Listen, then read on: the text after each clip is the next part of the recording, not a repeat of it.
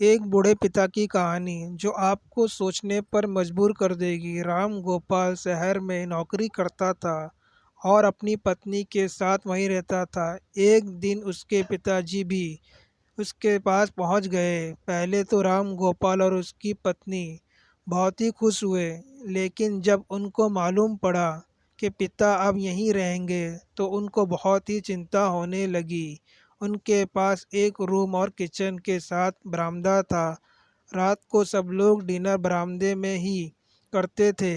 राम गोपाल के पिताजी कभी कुर्सी पर बैठकर खाना नहीं खाया था, इसलिए जब भी वो उनके साथ डिनर करते तो बहुत ज़्यादा खाना टेबल पर गिर जाता था और कभी-कभी तो डिनर से प्लेट गिर जाती और टूट जाती थी। कुछ दिनों तक तो ये सब राम गोपाल और उसकी पत्नी ने बर्दाश्त किया, लेकिन एक दिन उसकी पत्नी बोली, ये रोज़-रोज़ नहीं चल पाएगा।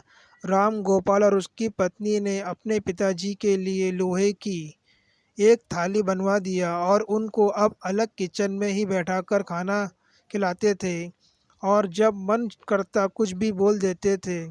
लेकिन बूढ़ा बाप क्या करे, चुपचाप सुनता रहता था। समय बीतता चला गया और एक दिन राम गोपाल के बेटे ने पूछा, आप लोग दादाजी को लोहे की थाली में खाना क्यों देते हैं? इस पर राम गोपाल ने कहा, तुम्हारे दादाजी अब बूढ़े हो गए हैं और हर रोज़ एक थाली तोड़ देते हैं, इसलिए उनको अलग से लोहे की थाली में खाना दिया जाता है।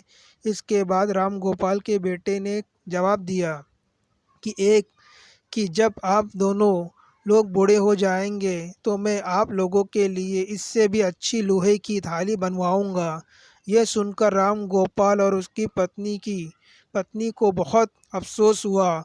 उसी दिन से उन लोगों ने अपने पिताजी की लोहे की थाली फेंक दिया और सब लोग फिर से एक साथ खाना खाने लगे। इस कहानी से हम लोगों को यही सीख मिलती है कि हम अपने बड़ों के साथ जैसा करेंगे हमारे छोटे भी वैसा ही हमारे साथ करेंगे। कहानी आप लोगों को अच्छी लगी तो कमेंट करके ज़रूर बताएं।